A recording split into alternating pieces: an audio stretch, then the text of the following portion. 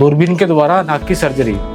Through endoscope हम नाक के अंदर जाते हैं, जैसा कि हम इस डायग्राम में देख सकते हैं। ये एंडोस्कोप है और ये हमारा इंस्ट्रूमेंट है। तो एंडोस्कोप के थ्रू हम विजुअलाइज कर पाते हैं, अंदर देख पाते हैं। ये प्राय 18 सेंटीमीटर के होते हैं और 4 मिलीमीटर इनकी थिकनेस होती है।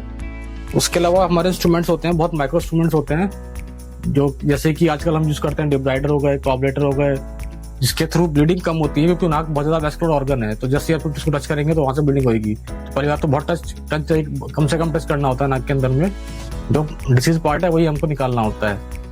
उसके बाद में जब थ्रू एंडोस्कोप हम इसको बहुत अच्छे से विजुलाइज कर पाते हैं, एक एक साइनस को हम एड्रेस कर सकते हैं। उसके बाद जब हम सर्जरी कर लेते हैं तो नाक जो है वो पैक रहती है। तो 24 घंटे नाक को हम पैक करके रखते हैं ताकि ब्लीडिंग ना हो, और ऑब्जर्वेशन में पेशेंट रहता है। नेक्स्ट डे पेशेंट को हम डिस्चार्ज करते हैं।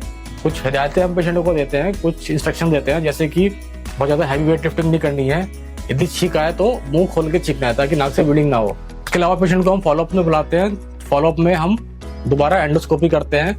एंडोस्कोपी में हम देखते हैं कहीं डिसीज दोबारा तो नहीं हो रही है या कोई कॉम्प्लिकेशन डेवलप तो नहीं हो रहे हैं, लाइक जैसे कि साइनेकिया, जबकि कभी कभी बन जाते हैं आफ्टर एंडोस्कोपिक साइनस सर्जरी। यदि वो बन रहे होते हैं तो हम उनको आसानी से पोस्ट ऑप पीरियड में आराम से एड्रेस कर सकते हैं।